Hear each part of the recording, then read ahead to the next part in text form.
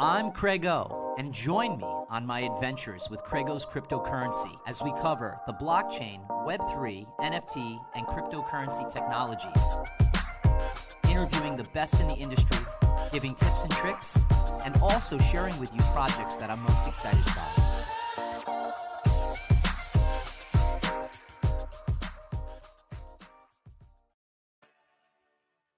You're watching CraigO's Crypto Corner, the best in Web3, blockchain, NFT, and cryptocurrency technology. Great reviews, incredible interviews with the leading people in the Web3 ethos. And today, it's just the general things Web3. By the way, we're going to say soon enough tuning into because we're going to be going on to Spotify, Apple Music. So while in the car, you can maybe listen to your favorite podcast. And if it happens to be CraigO's Crypto Corner, I am truly honored. So let me start out about spotting trends in the marketplace. And I think this is a really important one. And I'm just going to ask Mike really quick. Mike, are we able to do a screen share? I gave you the HDMI right by your foot, sir. Beautiful. To plug into your computer. If you want to pull that up, sorry. I thought you had plugged it in. I love it. This is like awesomely informal today, which I think is really cool. So boom, you just plug in and we're going to get you right up. There we go. And screen sharing. Tell me when you want to do it, buddy. All right. I will let you know. And we'll do screen share in just a minute. So I've got some good notes. So here's the things that we're going to talk about today. One is trends in the marketplace, Coinbase, right? Why I like it for the ideas of mass adoption, proof of work to proof of stake for Ethereum. What does that mean? What is the historical significance? I was listening to a great Twitter space the other night about that. FTX and their buyout of Voyager.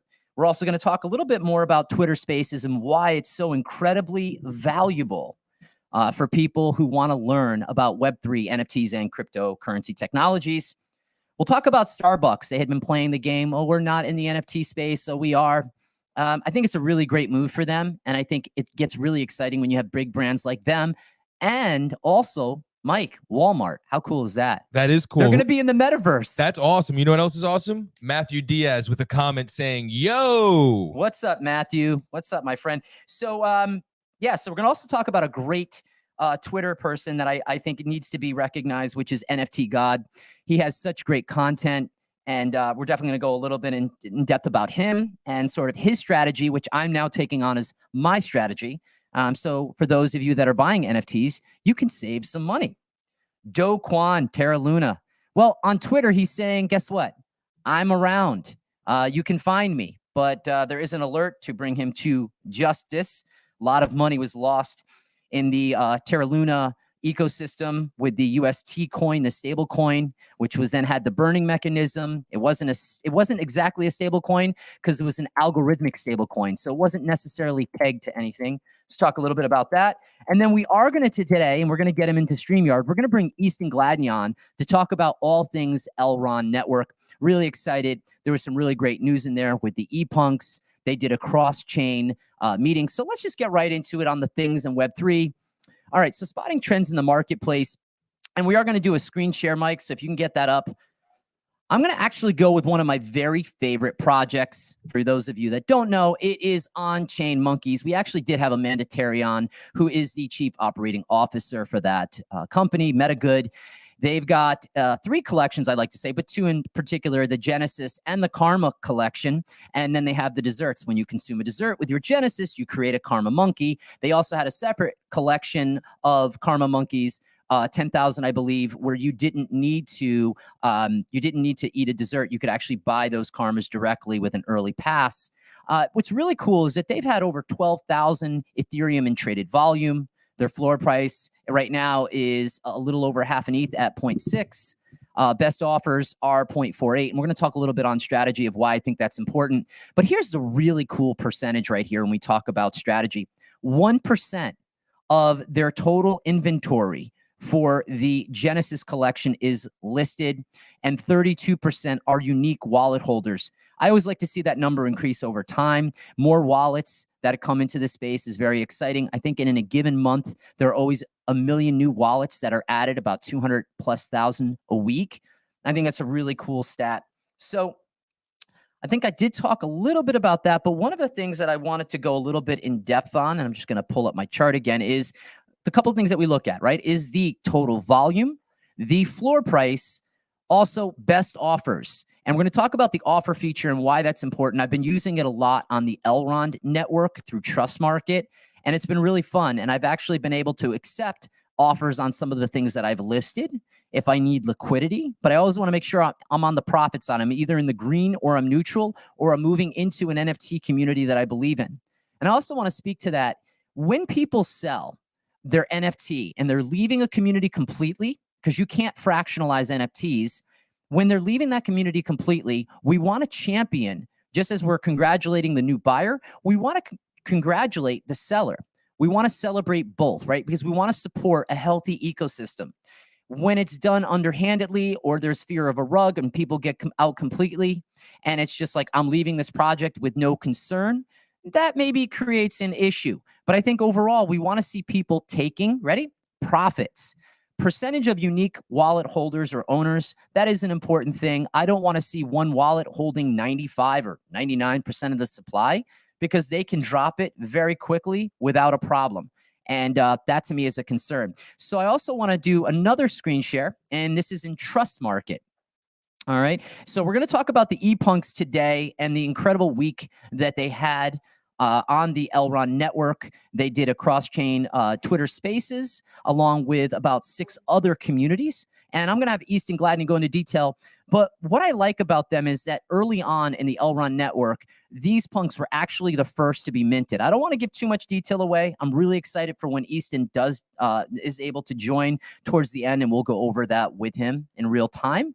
But here are the questions that I ask myself before getting involved in a secondary market sale, right? How many items are listed versus the items in the overall collection, right? So if you have 10,000 items and 250 items are listed for sale, that's 2.5%. That's a good number. I don't like to exceed 5% if I can help it. However, where I'll go against that is if I've spoken to the project owner directly, and I've spoken to many at this point, and I have a couple great conversations. There are going to be some notable projects that the analytics or the tech data don't speak to me saying, hey, this is why I like it. Again, do your due diligence, not financial advice. I feel like me saying that these days, Mike, you'll appreciate that, is that because the excitement of the bull market and the FOMO is kind of gone. So it allows people who are here building, whether it's podcasts like myself and or NFT communities, they don't have to worry about the hype. They can focus on the quality of the peer-to-peer engagement and also the offering of the utilities within their collection. So that was the one thing, right, is the 5%. The other thing is, what is the floor price? And in a period of time, I want to know, has that floor price stayed steady for a 90-day average? Once in the bear market, I want to be clear, it has to be once in the bear market. What is the highest price in a collection that has sold and that is currently listed for? And that gets a little bit tricky. And here's the nuance to that. You as an NFT holder can go onto OpenSea, if we're using on the Ethereum blockchain, and you can list something for 10,000 Ethereum, something crazy. And you could be at the top of that collection. And if someone comes in and they're foolish enough, by the way, to buy something for 10,000 Ethereum, I would hope they had done their due diligence. But if you're lucky, that was a lotto ticket. But what I like to do is I like to track all the way down on the average of pricing. So if something starts off at, say, 100 ETH, and then it tracks down on average, and I have about 20 or 30 NFTs within a collection, the top tier that's running at about 20 ETH, I know that the top part of that collection is about 20 ETH. And then I also know that that one that's 100 ETH is way overpriced. And that's just not something I'm going to get into. Even though a collection could go way past, you know, the foolish listing, I also see at the same time that I also want to be smart with my money. All right. So also, I like to look to make sure that that floor price, as I had said before, stays consistent for a 90-day average, and that there is a 5% incline or decline in this current bear market. Just want to reiterate that for you guys. The highest priced NFT is not always the rarest in the way of traits. As we had said before, something that's at 100 ETH or 1,000 ETH, and the rest of the collection on the top tier is averaging about 20 Ethereum. That just tells me that that one is overpriced. Be smart in your purchasing, right? You don't want to waste the native token on something and then go completely astray. You want to be very smart and methodical. So you want to join in these Twitter and Discord discussions to understand what is the long-term objective of this community. It's a diamond mines, diamond hands approach. The paper hands, they're always going to be there. And I would say that if I bought multiples in a collection and I could turn profit and stay in that collection for free and grab that native token and hold on to it to either diversify or to cash out into fiat, Why would I not give that a try? All right. So I also want to I'm going to go back to a screen share real quick on OpenSea, and we're going to talk about cool cats. And I was able to pull up like one cool cat. And what's really cool right now is that there's Rarity Sniper, Trait Sniper, I believe, but OpenSea just had this thing put on, and I'm not sure when they launched it, but it's open rarity. So I'm able to see that this particular NFT is, I believe, it's ranked top 5%. I like to know that, because then I can, if I want to get something with a unique rarity or trait. So for instance, say this, and again, I don't know much about the Cool Cats collection. Wow, that was a tongue twister. It's, if you have a computer, are the computer screens different colors? They're obviously, with the Cool Cats, they're usually cat heads. So this is why maybe it is a level of rarity. So I just wanted to kind of share that with you guys. And that's something that from a strategy standpoint, I want to look at. But as I've told you, I always like to get things from the floor. I like to be diversified, and I like to have multiple NFTs within a collection, because NFTs cannot be fractionalized, unlike crypto. So I'm less on rarity and trait. You can list your NFT for whatever you want, but if someone purchases it and you get the said crypto, I would just recommend that you price it accordingly. All right. You can connect a Trait Sniper to OpenSea and a browser extension within your platform. This helps to save you time, right? So just like your MetaMask is a Chrome browser extension, you can do the same thing with Trait Sniper. All righty, let's see what else. I would rather have 2 NFTs in the collection, as I had said before, because why? You cannot fractionalize. It's very important. I also believe that when you do get into an NFT collection, don't have so many that you lose track. And we're going to talk about Pulse, which is a great app for being able to daily get notified via text or tweet. Actually, it comes up as a phone notification as to how your said wallet is particularly performing. So I have 4 wallets that every day Pulse tracks, and I'm really excited to share that with you and talk a little bit more. All right. More importantly, have my podcast support the passionate communities around the world. So, a lot of people get into crypto just to make money. I want to get into it to build my podcast, but I want to support communities that I believe in. And I'm going to talk to you a little bit about some notable projects that I'm really excited about. As I said, I like to hedge my bets from a financial standpoint. And when we went from bull to bear, like most people's portfolios, mine dropped quite considerably. Now, did I know that we were maybe coming towards a bear? The rumors were in the water, but nobody knows, right? And when the excitement's there, you're still participating in the bull, because the worst thing is FOMO on loss. Oh my God, I didn't sell it. Oh, I didn't sell it for enough. That's the difference, as we've talked before, between being a pig and a hog. Be a pig, get fat. Hogs get slaughtered. Be smart on that. All right, so Coinbase beta. Here's why I really like it. I think about the ideas of mass adoption. It is extremely user-friendly, and it guides you towards the right steps when it comes to buying or selling NFTs on their platform within multiple wallets. So they're accepting multiple wallets. It's very user-friendly. This is for the newbies. If you're going to get into crypto, something to definitely take a look at. The drops feature are engaging, and they have a chat function like a Discord feed.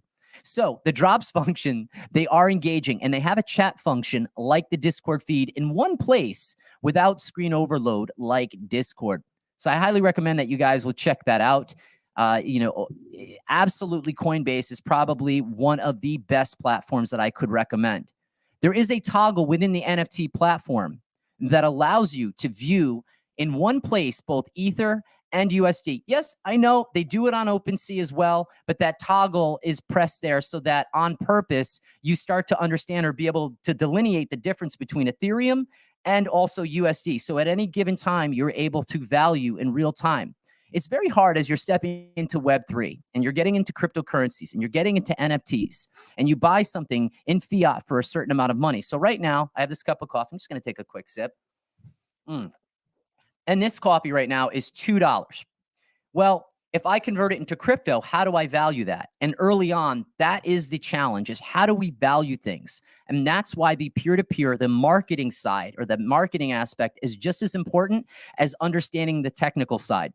Just the past few weeks, I've also started to do a deep dive into the technical analysis so I can start to talk a little bit about charts, candles, how things are moving, retracements. So that's something that it will be on the way. It's not something I would speak of, but I will also say that last week, Mike, we had on Crypto Rain, and that was a pretty incredible podcast. And if you guys haven't checked out that episode, I would love for you guys to go and subscribe to CraigO's Crypto Corner, the best in Web3, blockchain, NFT, and cryptocurrency technology reviews. I love it. It is. So Coinbase Beta also allows to show multiple marketplaces on one platform. So here's the reason why that's so incredibly important. It's the best price for buyers, but it also allows that if you're a seller and you're listing your NFT, you're seen across multiple platforms. So I think of Coinbase right now as the Zillow of. So if you're a fan of Zillow, you appreciate me saying that. If you're not, well, then I apologize. And I would say that Zillow has been great for home buyers to increase or create that excitement. Maybe not so great with agents in the way of fees, but again, much respect to Zillow because they are now a real estate brokerage. And if you guys didn't know, I am a realtor, so I help people to buy and sell property in Connecticut. All right, so I believe that most people will mass adopt onto centralized platforms like Coinbase and Binance. So if you're new to the space, just go to Coinbase, check it out, watch some videos on YouTube. I haven't done a deep dive on Coinbase yet. At some point, I might. So now I want to talk about the Ethereum merge, going from proof of work to proof of stake. And I think this is a really important thing because historically, this has an incredible amount of significance. This was in the works for years. So proof of stake, right? According to ethereum.org, a validator is a node in a proof of stake system, which is responsible for storing the data, processing transactions, and adding new blocks to the blockchains. To activate a validator software, you need to be able to stake 32 Ethereum. So for those that just heard that and they're like, what did you just say? So if you're a validator and you're validating transactions, which means that you're making money to validate those transactions, you need now to put forward Ethereum. You need to be able to stake your own crypto in there, which obviously is on the Ethereum blockchain, is Ethereum. So I think it's a really cool thing because what it will do, and we'll get to that in a second, is it's going to change and revolutionize the speed. It's going to change and revolutionize the cost and also being eco-friendly. And we'll talk a little bit about that in a second. So what's the difference, Craig, than in proof of work? So proof of work is mining is the process. So these were miners before the proof of stake. So mining means that you had these massive computers that would literally do computational algorithms. And they would then be able to process blocks through computers versus actually staking actual Ethereum. So that's the very big difference. So let's talk about summing it up. Proof of stake is better for the environment. Second, it is avoiding some level of regulations because ETH is no longer proof of work. So proof of work is being how do I say it? Let me see. Is being attacked because if you're not proof of stake, that is a problem. And also eventually faster transaction speeds and eventually reduced gas fees. So this is important. I love Ethereum. I also realize that there are other blockchains out there that will be more competitive in the Web3 blockchain race. There is room for competition, and NFTs to me are the most exciting part of that peer-to-peer engagement to create value rather than depending solely on the US dollar or any other government-backed security. So the value of the US dollar, and I actually asked Crypto Rain this question, do you think our dollar will be gone? And he said, that's a really good question. For me, I do. I think it's probably between 5 to 10 years. Think about it. We use Venmo. We're going to talk about Starbucks in a second. You just walk in, you show your phone, you've got your app up, and there's your coffee. Voila. Tap now. And it's crazy when we get to that Odyssey story. It's gone from getting rid of coins to getting rid of cash to getting rid of cards. It's all I'm not letting you bring me down this funnel yet. It's all going there. All right. So FTX is trying to raise another $1 billion. There's some good news this week, though, for my Voyager family. I want to talk a little bit about that as well. So the current valuation is $32 billion. So Sam Fried, I think I have that right. He is the CEO and the owner of FTX. So they're going to have $1 billion of fresh new capital deployed to create new deals in the digital space and to allow to grow further. The revenue from FTX was 1,000% year over year in 2021 and only saw a $17 million gain year over year. Still in the green after operating expenses and also the downturn into the bear market. So that's really exciting. And I probably will talk about this again, but Voyager is going to be purchased by none other than FTX US. So I'm assuming I'm not sizing anybody had money. I had about $10,000 in Voyager token. So if I get 40 cents on the dollar, I'll be happy. But I look at it as any money lost is tuition. And anything that I've held on to that I haven't sold right now, when the bull market comes back, and by the way, it will. And this is not financial advice. And I'm not even going to say consult with your financial advisor, because most financial advisors, no disrespect, they're not in crypto, and they can't be because of regulations. And if they are, it's very quiet. So I won't tell who you are. Matter of fact, I actually don't. I only know one. And I'll leave that there. We're going to go back to a quick screen share. And I'm going to talk about Chain. So Chain is a software NFT company. And they had two major successes this past year.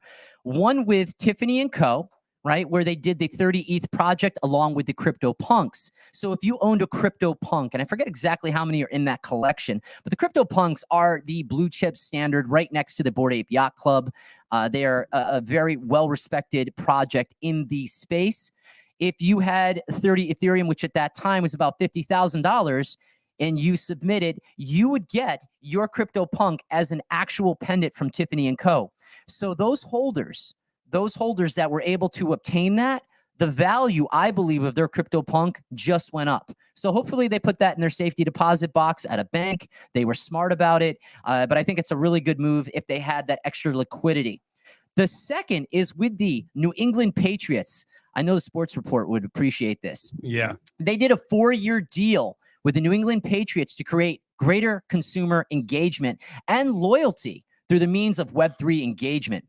Chain's technology, they will enable the New England Patriots to have access in the form of NFT sitting in a hot or a cold wallet, or possibly being staked on their website. That's at least my thoughts or ideas. So let's go at a high level what I think this means to articulate this deal, right? One is they will possibly provide the ultimate utility of fan engagement, player to fan engagement. And I think that's important. There's a lot of celebrities that enter this space, and athlete celebrities that sometimes aren't able to deliver. I've actually talked about this in a subsequent podcast, I believe with Drew Austin. One of his friends had played in the NFL, and we talked about it. And it was really the surrounding team and the lessons that this former football player, I believe it was a former football player, had learned from that. And so, much respect, we're all taking our tuition. But I think that to be able to have the ultimate fan engagement is one major thing. Travel and seating privileges, depending on what tier of NFT and rarity or traits that you own within that said collection. I'm hoping that the New England Patriots will do that. There's a lot of very passionate fans out here in Connecticut. Dining opportunities with players and owners. That I think that would be a very high level view. For the general, I think seasonal seating for fans who attend. This could take tracking to the next level, right? Be able to track what everybody's doing, where products and services are being purchased, but also to be able to purchase that with that said NFT, or they could create maybe the NEP token, the New England Patriots token. Why would they not have a token where you could stake and reduce the amount of active listed supply? It's definitely a technique or a tact that I think is very important. It could also provide analytics at lightning speed, build loyalty through digital access passes, but also to partner up, right? In Web3, we're creating this ecosystem on the blockchain through this peer-to-peer engagement, and we're seeing big brands and big, massive corporations coming to the forefront and seeing that there's an interest to also connect with a younger audience. Now, I know at 45, maybe I look much younger, but I have to say, I appreciate it because it's keeping me youthful. It's making me think about how is the younger generations of 20-somethings, how are they approaching this space? Because they are, and along with the teenagers, they are the future of what Web3 and the blockchain is actually going to look like. They could create their cryptocurrency to complement their NFT passes. Again, maybe it's going to be the NEP token. And if one day that comes out, you'll be like, oh, I heard that on CraigO's Crypto Corner. So I do want to talk about Twitter Spaces. I go into an average about 3 Spaces a week. Twitter Spaces are a great way to connect with community. One of the things that I like to do is whether there are 2 or 3 people in that call or there are 180. I think yesterday I went on to one that had about 184 people in there. And I just went on and just, chatted a little bit about what I'm doing. I didn't do any shameless shill, but I definitely, it was related to the Starbucks Odyssey thing, which we'll talk about shortly. I thought it was incredibly important that when you go onto these spaces, you're like, okay, when you do that, well, either I'm in the car driving from one place to another, and I'm on a Twitter Spaces hearing what different communities are talking about. It allows me to vet them in real time. Also, when I'm folding my laundry or washing my dishes, I do the Twitter Spaces. But I was thinking about a Twitter Spaces that is building momentum, and it's related to On-Chain Monkeys. It's OCM After Dark. We're going to do a quick screen share because I want to just talk a little bit about Sophia. So if you guys get a chance, definitely follow her page. But she does an OCM After Dark. They have some really high-level guests. I totally respect her and what she's doing in the space. We've had many DM back and forth just conversations, and I've also spoke in her OCM After Dark. So that is my pick. But my good friend, Ralph Quintero, his picks are 2. And he actually had more. He actually had 4. But I dwindled it down to the 2 that I thought were going to be relevant in podcast time. One is the Nifty Portal, which I'm going to actually show you guys. And that's a show at 9 a.m. Hold on one second. That is the NFT Gods. Bear with me for a second.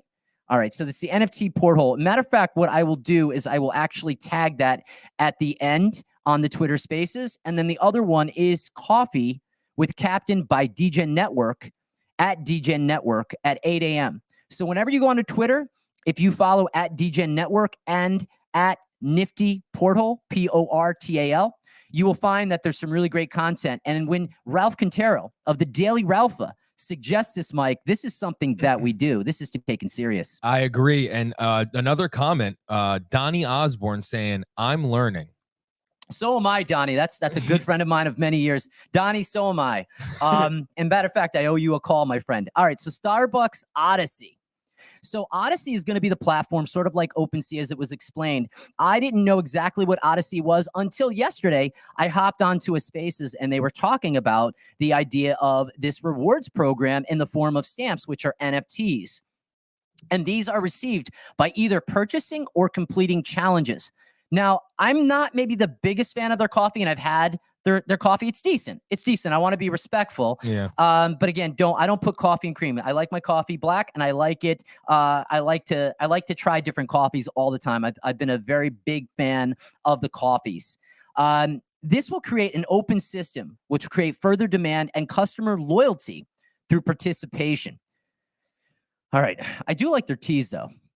Starbucks has set the infrastructure long before with the rewards program for the app. This is, by the way, the second most downloaded app next to the Amazon on the Google Play Store. Who would have ever thought? All right, so here's my thoughts on Starbucks. Starbucks has a big brand. They have a lot of people. At one point, they wrote a book years ago about how they had to shut down their stores to create the perfect cup of espresso. You like that, Mike? No, and yeah. actually, I read that, and they closed their doors, and it was really a cool story about it. It wasn't about profits. It was about people first, or the idea of that. I'll leave it there. I big corporations always meet me with a challenge because, employees, the better you treat your employees, the better that the customer service will end up being. So it's something to be, learned for everybody, small businesses and big alike. Walmart is making its first move into the metaverse with virtual worlds on Roblox. How crazy is that? Retail is starting with offerings around music, fashion, toys. Corporate giants are looking to connect with younger consumers. Mm-hmm. When you have companies like Starbucks and Walmart thinking ahead of the curve concerning tech, therefore, I am focused. This is not a fad. This stuff is not going anywhere. So I want to give a big shout out. And I guess the bigger that you are in the space, sometimes it's going to be hard to get a hold of some of these guys. But guys, I'm popping in people's DMs. I'm trying to get calls on the phones. I'm Google hanging out. I'll get in Discord with you and have a chat. And so, NFT God, I love what you're putting out there. Actually, I shot you a DM, but let me just say, it's not if you don't respond to me. I think what most important is what's the quality of content, right? Because it's not about satisfying my ego, right? Because ego is the edging of God out. Don't edge him out. Stay humble. And at all times, I'm less concerned about followers. Those will come. It's quality content to bring to you, my audience. But a big shout out to NFT God. And I want to show to you why, right? So that's a screen share so you guys can follow him. I highly recommend it. So trade sniping, watch live listings. These were parts of his advice. Listings 5% at any given time, right? So if 5% is listed or below, I like that. If 5% or more, start asking questions. Take longer. Don't FOMO into things. Don't move as quick into things if it's way above. Ask yourself why. Are they a project you believe in? Is it the founders? Have you communicated with them like I have? That's important. That's maybe one of the values that I offer if you tune in and subscribe to CraigO's Crypto Corner. By the way, soon going to Apple and Spotify. Really excited about that. But you can find our link tray on Twitter, and you can go on to Instagram, YouTube, TikTok, Facebook, Instagram, right? I think I said Instagram, but just in case, 60% unique owners are ideal. So the higher level that the unique owners are, meaning more wallets that hold it versus one wallet holder holding 99% of the supply, right? Makes sense. We want more spread out because that you can't have one or two people drop a floor so dramatically. We want to keep a floor stable. We want to see healthy sales in secondary. The lower the price of an active collection, the easier, the lower the price of an active collection, the easier flipping is to make money on. Never use buy now function. I thought this was really important. So this week I actually practiced it on the Elrond blockchain, especially in the low volume environment. You can save big on offers. This is something I'm really starting to implement. I look at any money that I've lost as my tuition. And if I can provide that tuition value for you, so you're not throwing away money potentially or foolishly, well, then good. That's what I'm here for. He also was a very big fan, and I want to at least put that out on screen share. If you can do that real quick, bear with me. All right, there it is. Can you see the screen share? So you can actually get a lifetime membership, and this can act as a Chrome plugin. So in that, this can show up on your OpenSea. So I highly recommend that you guys will check that out. Getting out of there. And Super C allows the following: to see the floors in your wallet much easier, total wallet volume, our value, pricing alerts, and the watch list. Have a daily alert set up with a floor checker app that allows you to see the volume daily on any given project. Because sometimes projects can have a spike, a real big spike. And if you're not paying attention to it, you could lose out, right? Because if a project is a low floor and it has massive volume and then all of a sudden it drops and you could have actually cashed out to then diversify, I like that play, but you have to be able to see and spot those trends. And being connected into Discord and Twitter, or to watch and tune into podcasts like mine and others, I highly recommend it because that's going to only serve to your incredible benefit. So my favorite app for tracking things daily, as I was telling you at the beginning of the podcast, is the Pulse app, Pulse app. It's on my phone. It notifies me of my daily volume by day's end, percentage up or down. This was in fact, the Daily Ralpha. It is a useful tool, and we're going to actually just want to show real quick. I had Ralph Quintero of the Daily Ralpha on. I'm probably going to say this as many podcasts as I possibly can. This is one of the best newsletters. Aside from subscribing to my content, this is a newsletter that hits your inbox every single morning. It talks about the average price trend of Ethereum up or down. It does historical, so it'll go a year to date. It will also talk about jobs in the metaverse. It will talk about relevant articles. It will talk about new drops, projects to watch out for. It also gives a recap, so it'll be a GM, and Ralph will give sort of his take on the past 24 hours. He's truly passionate, and I've been involved in his newsletter for probably about the past month and a half. And I have to say, every day of every week, Monday through Friday, it has been put into my inbox, and I'm so grateful because it helps me in part to give you guys some even more great content, and it creates it in just one place. So the Daily Ralpha, go put your email address in there and get it. To save on gas fees in OpenSea, set an expiration date. I never did this. Whenever I would make an offer, and I would usually buy straight on secondary markets, so I would never make an offer. But if I ever make an offer, put an expiration date. That way, you are not charged if the listing expires. You are charged if the listing is canceled. So let's recap the strategy for being smart NFT consumer according to the NFT God. Some of the things I'm doing, and now some of the new things, such as the expiration. So if you make offers, put an expiration date. You don't need to be charged. Watch the listing activity page. Understand the OpenSea tech data. Always use offers. Download a plugin such as Trait Sniping Ability. Check your hidden folder and be careful. Don't interact with any smart contracts, which are NFTs. So if something is in your hidden wallet and you have not bought it, right? It could be on OpenSea when you connect your MetaMask. I'm just using that as an example. And you see something in your wallet that you didn't purchase, don't go to list that. Don't think that it's yours. It could be a way to drain your wallet. We need to be super careful. We talk a lot about protocol. So don't make moves based on emotion. Make it on intelligence. And stop, pause, go into Twitter or Discord and just throw out the comment and let the general community comment on your post. People want to see people doing well, right? Because when people are doing well and scams haven't ruled the world, such as Do Kwon, we're going to talk about that in a second. What it does is it allows for mass adoption. So selfishly, if you're successful, well, guess what that does? That makes in turn this podcast, my NFTs, right? Because it's a peer-to-peer engagement. I'm getting you involved. We're pulling you into the Web3 ethos, and you can come out of the metaverse if you want. View all offers that have been made on your NFTs. So whenever you hop into OpenSea or Trust Market, you'll have an offers tab. Go and look. Some people might make offers even if you haven't listed your items with an expiration date, right? We want that expiration date in there. So go in, because sometimes you might need liquidity and you might be willing to take a loss to get into another community that might be a gain. It is confusing to be able to track all of these things. Right now, I use spreadsheets, but over time, there are certain tracking methods that other people use that are better. So let's talk about Do Kwon, Terra Luna. I don't have much to say on him other than the world is looking for him. They want to bring him to justice because there was definitely the scam. But Luna Classic is up by 56% on Binance. So there is a high level of market manipulation. People still do believe in Terra Luna. They might not as much believe in the founder. And as he's putting on Twitter, he can be found anywhere. I don't know about that, but okay. Yeah, apparently he's going into malls and stuff and everything. I know. So we just covered, right? Trends in marketplace. We talked about Coinbase. We talked about proof of work to proof of stake. We talked about FTX. We talked about Twitter Spaces. We talked about one of the favorite people that I'm loving to learn from, which is NFT God. I found him this past week. Love your content, my friend. We just talked about Do Kwon and Terra Luna just a little bit, and I want to bring on Easton. Is he in the thing? He's finally here. Oh my gosh, this is great. Easton, when you're ready, bud.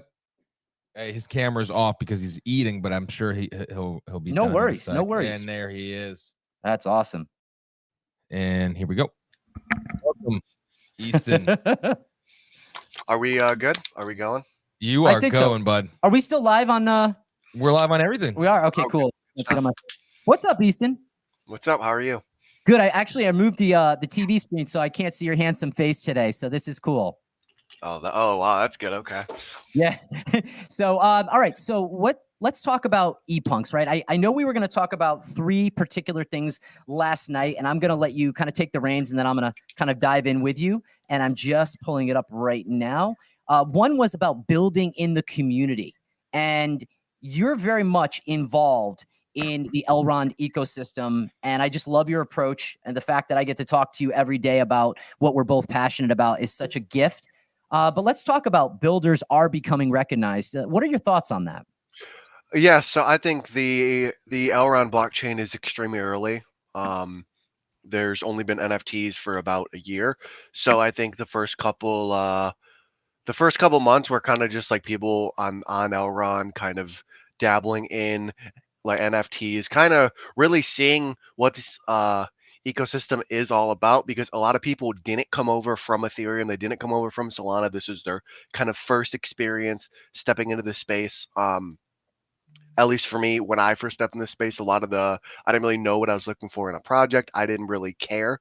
And it's good to see now over time as the space matures.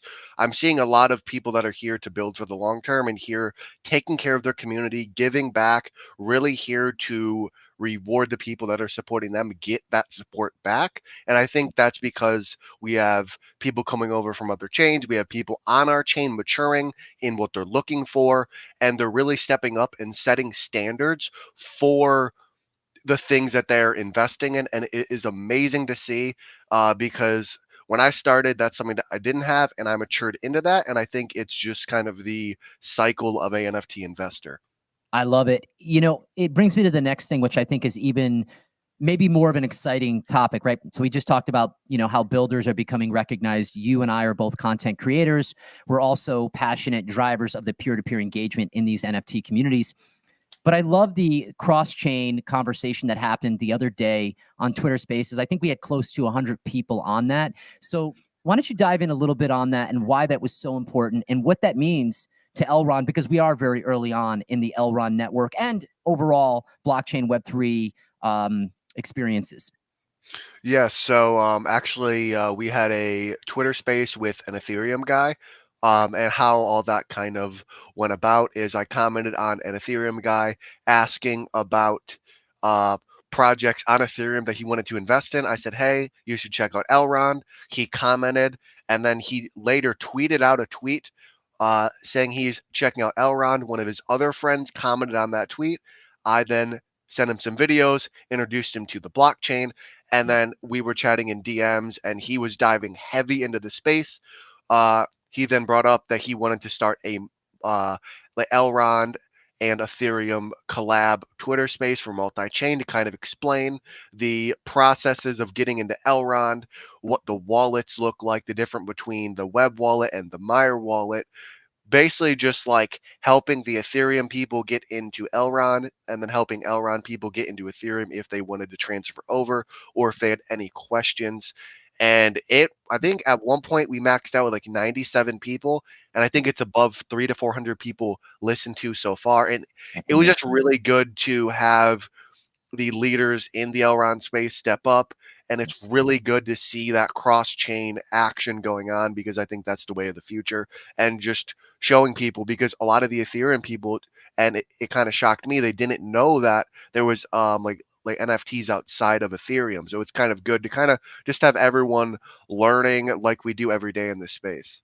I think we can actually count on, and I maybe it's biweekly or weekly, but I would say biweekly probably, where we create the momentum for those Twitter spaces because what you, Don Paulo, Matrix Swayze, and Mike are doing, and Frez, what you guys are doing for the Pyramid Group in the way of building and providing value to NFT communities and also level of communication.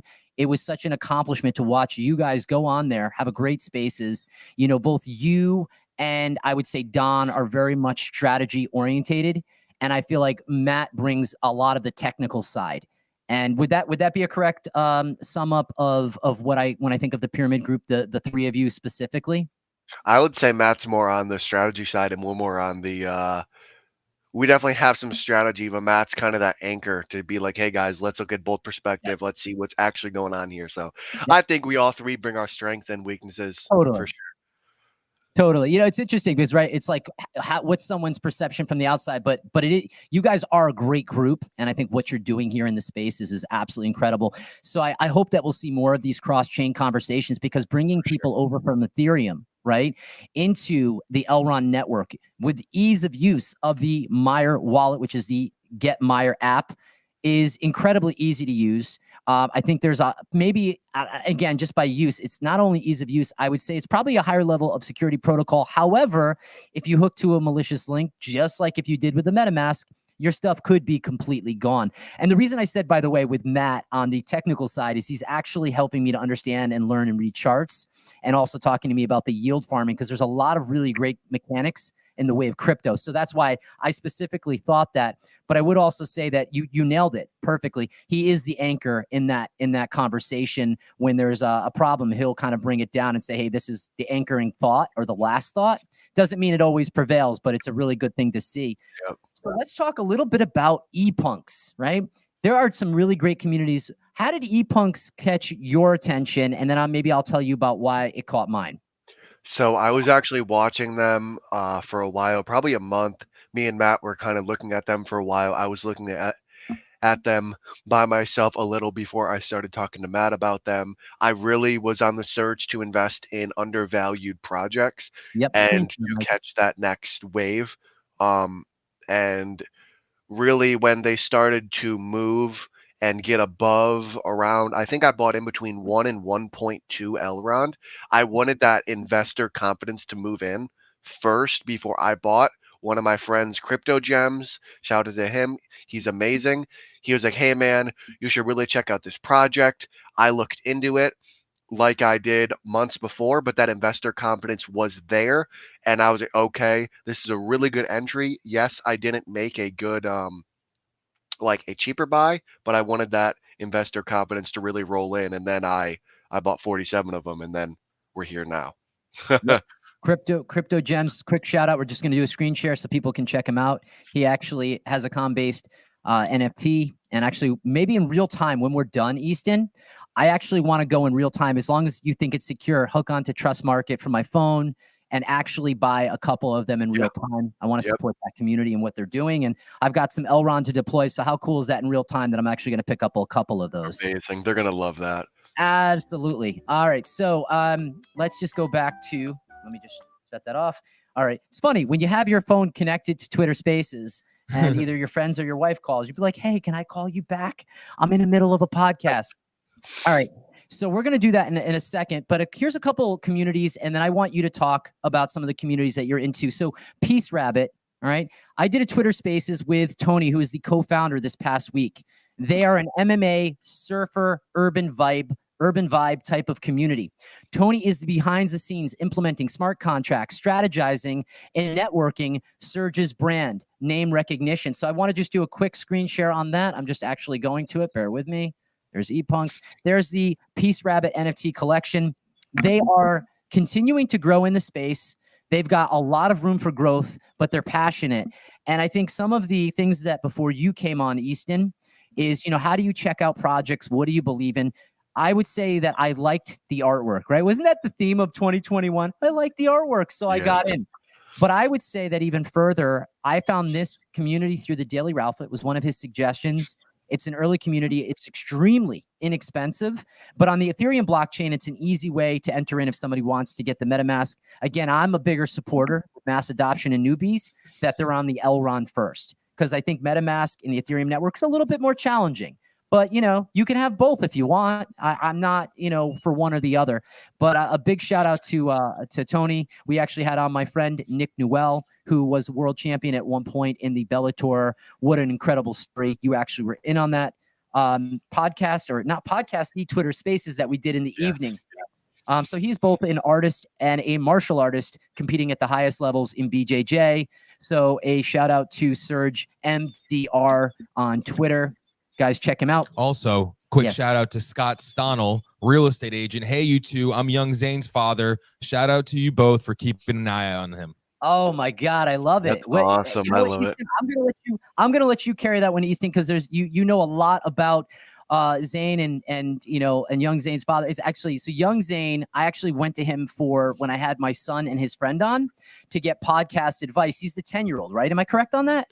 Yes, he is the very young kid. And I didn't know his father was a real estate agent as well. So that's kind of cool. that's interesting. Yeah, we both take referrals. I mean, I'm a realtor here in Connecticut, so send your referrals my way. That's awesome that he's in on this and listening to the Twitter Spaces. But that's my point, right? It's such a small, cohesive community. He's on YouTube, actually. Oh, that's awesome. Yeah, these are YouTube comments, not Twitter Spaces, baby. Sounds good. Isn't that interesting, Easton? When we talk about strategy and where the people are coming from. I want to talk about Project CraigO, but I want you to talk about a community that you're passionate about. So talk to me about another community in Elrond and why you like them and what has you excited about their long-term roadmap. I think Coinbase is probably my favorite community besides the Elrond punks. I think the Elrond punks is more culture.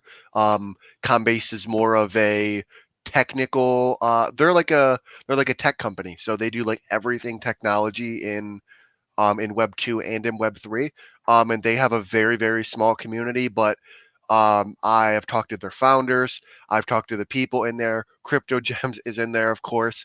I've done P2P deals with people in that. The founder has done a P2P deal with me. And I think that community in specific, since they are tech driven, there's a product behind their project. and they're really bringing services to the space. They're working inside of Elrond. I think they're just so deeply connected to Elrond, and they want to bring good things to the community. And the founder of that company was actually on and spoke on the Ethereum X Elrond spaces, and he had some amazing stuff to say. So I just think the Coinbase founders and community are really, they really align with what I stand for and what I value. And I think that shows in the people that are also investors and in the community chatting. I love it. And can you pull up Coinbase on the screen share? I just want people. So if you're Elrond, if you're Ethereum, if you are Polygon, if you're Solana, here's where you want to connect just to see what they're doing in the Elrond network. That is Coinbase. And as you heard it, they're more on the tech side, learning and growing and strategizing. And so we are in real time. I'm actually going to go on secondary, and I'm actually going to buy 2 in real time, so long as they're 1 e-gold or below. And then the other thing is I'm going to put out 2 offers as well. How's that? So that way we can show the offer feature in real time, because we were talking about that on the spaces the other day when you were doing the cross chain that you guys put together with machine1.eth. So a big shout out to him, along with Don Paulo, you, and Matrix Swayze. But I think it'll be really cool to talk about strategy, because it's not something you can often articulate. You know, I think some people are visual, some people are auditory, and then some people have a combination of both. So, for sure, yeah. That's my the thought. offer feature is awesome. Absolutely. We're going to talk about that 100%. Awesome. I want to talk about Project CraigO.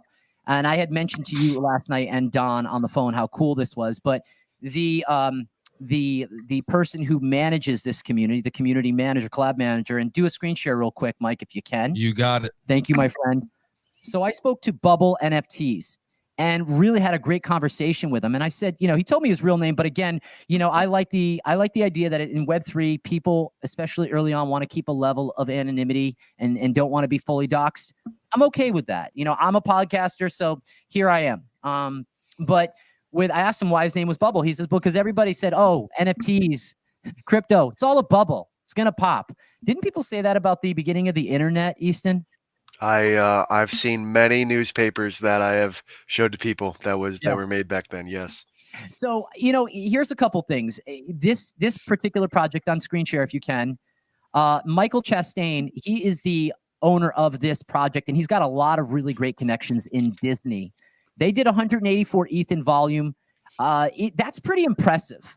It's not at the highest levels, but again, give it time. These are early projects to the space, but I can't wait to tell you what they're doing and why it's so important. So let me just go into that, because we had talked. So they're going to be doing collaborations with Jason Page, who is the singer of Pokemon theme song. He's going to be singing for what they're doing, which is an anime. It's an anime cartoon, as I understand it. And then Julie Gladney, who is a singer and actress who played in multiple Disney projects, including the voice of Lyra in Tinker. So how cool is that?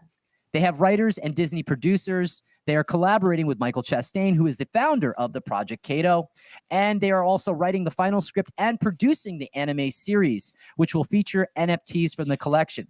So after that big shout out, my friend Bubble, I want my NFT to be the featured character, right? Wouldn't that bring the value of, right? That's the ultimate utility, right, Easton? Yes, it is. That'd be awesome.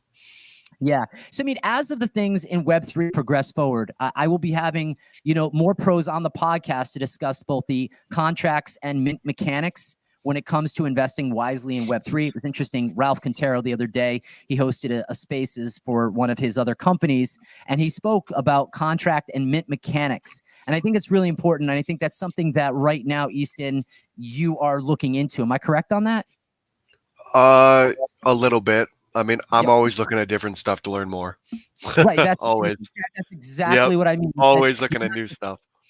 Right, because we want to know, what does that contract look like? What is the feel of that? You know, we don't want to just get in there because there's a lot of faulty contracts, and we don't get to see it from the outset. But if we get to talk to the people who create the contracts, that helps us a little bit more. The person behind the scenes, like having that conversation with Tony from Peace Rabbit NFT collection on the Ethereum blockchain, or being able to directly talk to Bubble from Project CraigO, was really important, because it gave me consumer confidence that I was like, all right, I might not talk to the guy directly that created the smart contract, but actually I believe that Tony did from Peace Rabbit NFT. But to be able to talk to people very close and intertwined with the project for a half an hour to 45 minutes gives me that confidence that I need. So I want to do in real time with you, Easton. And if there's anything else that I'm leaving out, right? We talked about Coinbase. We talked about the incredible week of ePunks and how you spotted that project, how you took your time to maybe grab a couple in there. And then you said, hey, Matt, hey, Don, I like what's going on here. Let's create more peer-to-peer support for Pyramid Group. And I believe that Pyramid Group had a really big support mechanism in there from positive engagement, but also bringing that Twitter Spaces together cross-chain along with Machine1.eth. So that to me was just absolutely incredible. So in real time, I want to mint one with you, or not actually mint, but actually do secondary sales. I want to purchase 2 if I can. And then I want to see, is there anything else you want to talk about right now, since we've got YouTube and Twitter Spaces for all the people that are tuning in? Not necessarily, no. I mean, I think as stuff comes up, but not like anything specific besides all the stuff I already talk about all the time. All right. All right. I love it. So am I in the right one? It's Coinbase. Can we actually, can Easton, can you see the screen share, my friend? No, I cannot. All right. Can we get the screen share there? Yeah, so they have Coinbase, which is that's them, and then they have Combots. So okay. What's the price of Coinbase? COMBEYS. That is the price of that is 0.9 floor. Can you scroll down to see how many there is? Okay, so I would probably pick up one for 0.9 and then go to Combots and then see how much that is too. All right. And in safety protocol, I'm able to connect my wallet in real time and there's no issue, correct? Yes. You'll be good. All right, good. I always like to double check. I love it. It's better than getting rugged or getting losing money. Man, let's not do that. Hold on, real set. So in real time, guys, what I'm doing is I'm actually taking a picture of this QR code, and now it's asking me to approve to connect to the XONO site. I am now connected, and I am going to click the buy button. And now on my phone, I get access to then sign this transaction. I enter in the PIN. Transaction is signed. And in real time, as you can see, the processing of the buy on the right-hand side of the screen. This is cool. So this is some of the tech stuff that makes this less daunting. So for anybody who's tuning in and you don't have a wallet, get that Meyer wallet. Tune in, subscribe to CraigO's Crypto Corner, subscribe or connect directly with Easton. He's always on TikTok creating great content. So as we're waiting for this to go through, but I highly recommend as well, Easton, that they follow you. I mean, you're just incredible. You're putting out great content. You're making me think differently every day. And you and I say this, 1 minute in Web3 is a week or a year, depending on what's happened in the regular world.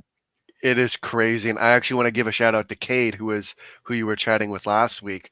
He actually just got his Meyer wallet and he just got his hero tag. So I'm very happy to see him entering the Elrond ecosystem. It's super exciting. We're having him on next week. I was on his podcast, Joyage. It was incredible. He's such a great guy. What you gentlemen are doing in this space is incredible. So yeah, big shout out to Cade. And all right, so what's the next one that I should go to? Let me just refresh that screen. Bear with me for a second. Okay. Michael Hoffman, live alpha comments. He's commenting live and alpha. Then go to Combots. COMBOTS. Combots. There we go. And it's 0.9. Oh, beautiful. Amazing. Yep. All right. There we go. All right, guys. Transaction. It comes up on my wallet. So my phone interacts with the computer. Very simple, right? I'm on the website on the computer and I'm connecting directly from my phone. I'm going to approve this transaction. By the way, it's fractions of a penny.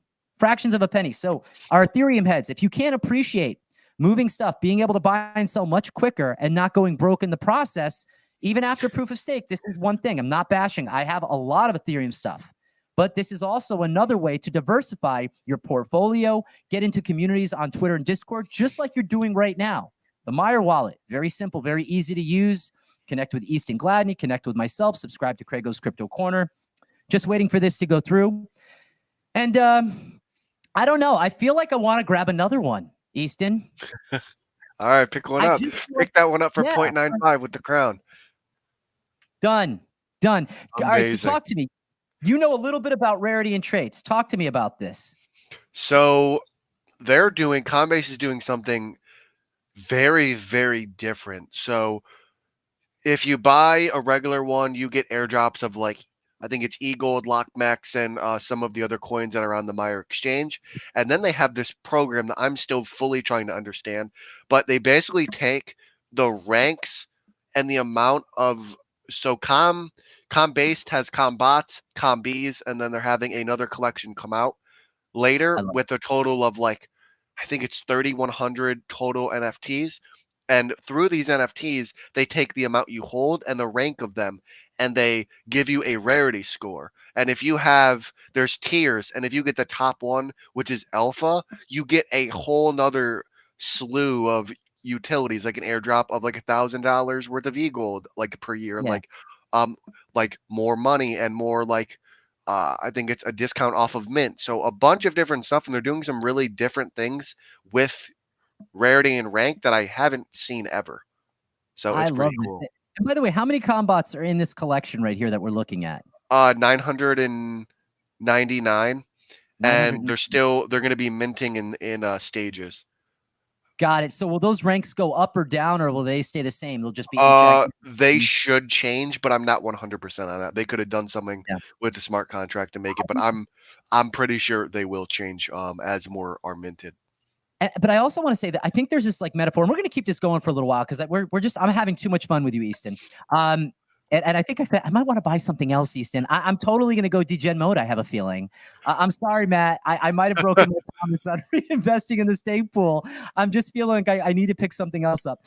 But my point being is that last night you and I and Don, we talked in our Discord, and we talked about that I feel that every NFT project, the good ones, have not only a really great storyline, but they have an evolving roadmap, right? So an evolving roadmap, I always say technology and the promise of. So that roadmap, when I see them executing like we had on Crypto Pits, big shout out to Steve and Jared Craig. They came on, founder and co-founder. But it's really cool to see that the high level of execution with the NFT communities, the really respected NFT communities, on the Elrond ecosystem that are not only doing good volume, but are engaging on a daily with the peer-to-peer engagement of their holders and valuing them. To me, I thought that was really important, but I feel like every NFT collection is sort of like this book that you read. And the more detail there is in that book and the more chapters there are and the more detail, to me, that's where I get excited because there's a storyline to everything in the NFT space. And ultimately, one of the things that we talk about on this podcast, Easton, and I want to hear your comments, is really great mature communities over the next 2 to 5 years will attract traditional products and services. And when you bring an Amazon onto an NFT community, or Walmart, by the way, they stepped in the metaverse. But you bring in these big companies or these corporations, whether their corporations' ethical practices you agree with or not, what happens is that collection starts to go up in value. And at that point, you get to determine who do you want to be associated with and why. What are your thoughts around that? I think as the NFT space and the Web3 space in general matures, we will see more people come into the space, big companies and people like big business people. But I think right now it's a little bit immature with the way we handle things, the way we go about things, all the rug pulls that are going on. But I think as we mature and as we learn to regulate ourselves and as regulation comes in, because it's coming if we like it or not, I think that will attract the big companies because now it's a safer environment for them to invest, and they know that the people in their communities and that are buying take this space serious and are in for the long haul and just are not in here to flip and then leave and never come back. Got it. No, I love it. I don't know what other NFT communities should we do on the screen share to talk about. And I don't know, maybe I'll degen in. I don't know. But what are your thoughts, Easton? We're here. Let's be degens for a minute. There's not really much I'm interested in right now besides Elrond punks. I like Elrond apes. I bought one of those. Those are kind of expensive.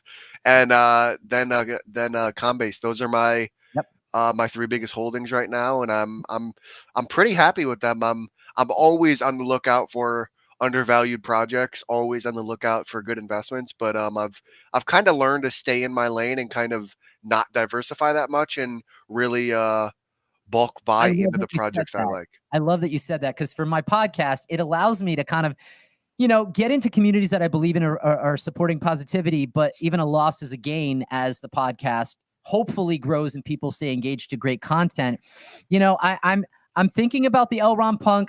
This is where that emotional mind and the logical says, Craig, live to fight another day. I mean, we just minted what in real time?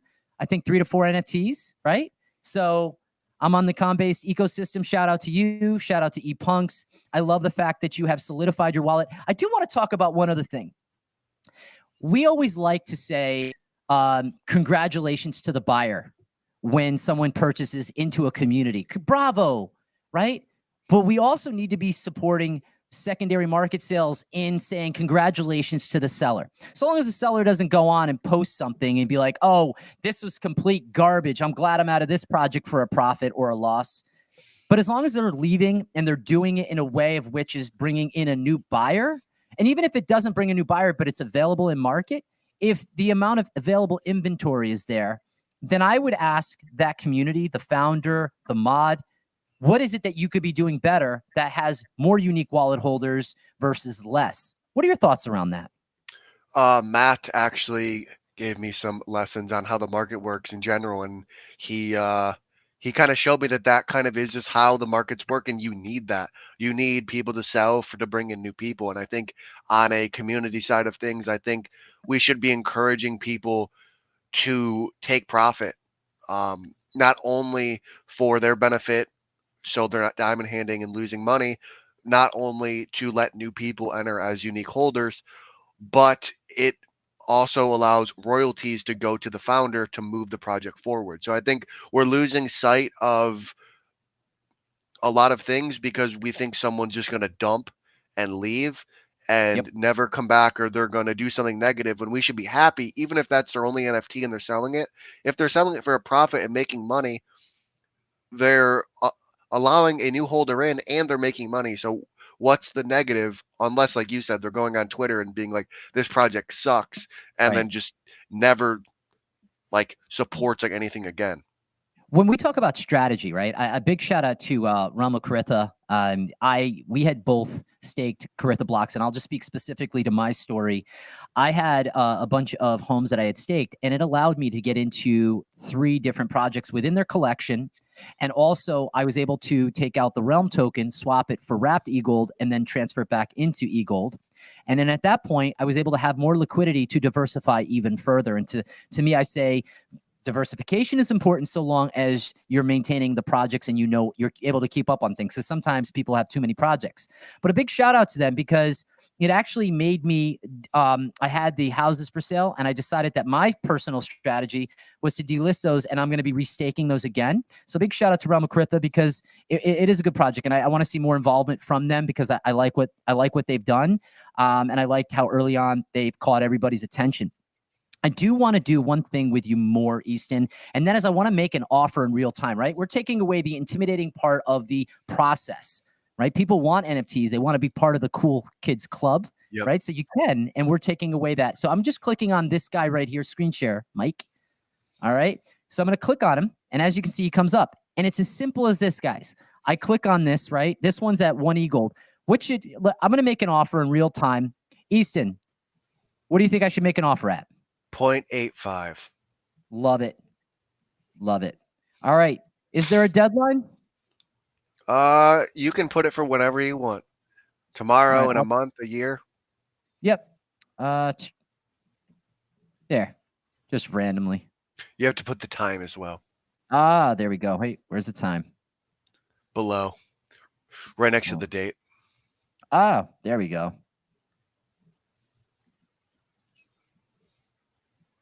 All right. So 0.85 again comes up on my wallet. See, I'm glad. I'm glad on the podcast today that we did talk about this. I think it's important. You're glad with Gladney. Glad with Gladney. Oh, I love that. All right. And so something cool, Craig, to talk about here is on Ethereum, when you send an offer, it doesn't come out of your Ethereum bag and it doesn't come out of your wallet. On Elrond, when you send an offer, that eGold goes and sits in limbo. So it leaves your wallet and goes into a smart contract, and until that offer is either accepted or canceled, it doesn't go back into your wallet. And that's something that is very unique, and it allows just not anyone to go send 15 different offers on like Ethereum that they might, or like on eGold that they might not have. So We I actually talked about really that. like that feature. That's fantastic. So with you just have to have enough Ethereum in order to make those offers. They're not going to let you just go make multiple offers, even though they're not taking it out of your wallet. They're tracking what you've made offers on, and that you have enough Ethereum to cover the gas fee and also to purchase the item. With Ethereum, people don't set expirations on their offers, and if they set an expiration date on their offer, they are not charged a cancellation fee, or they're not charged a gas fee. So I thought that was another really cool thing. So these are all like we're speaking of the micro nuances of this space, and that's all about learning in spaces and getting in the Discord chats, asking the questions like, oh, that's a silly question. I'm going to ask silly questions all the time. I actually didn't know that little fact that you just shared. I knew that my eGold sits in limbo because I had to go and pull that yesterday after my offers expired. Or if you unstake something in a particular project, you have to actually, just because you unstake it doesn't mean it goes into your wallet. There's an unstaking period, and then you have to go back in and then claim it to put it back in your wallet. Yep. It's awesome. Yeah. I like it. This is awesome. Well, Easton, I'm so honored that we got to cover builders getting recognized. We got to talk about minting, what this looks like, projects that you solidified into your top 3 projects that you're focused on. Doesn't mean you don't show love to the other communities, because you do, man. You've really gotten, you've gotten your hands in there and really connect and communicate. You're a great communicator, and I want people to basically not only subscribe to your content, subscribe to mine, but I love sharing this passion with you, and this is great. And everybody, thank you so much for tuning into CraigO's Crypto Corner, the best in Web3, blockchain, NFT, and cryptocurrency technology, with some of the greatest conversations with the leading people in the Web3 ethos. Mike, tune us out with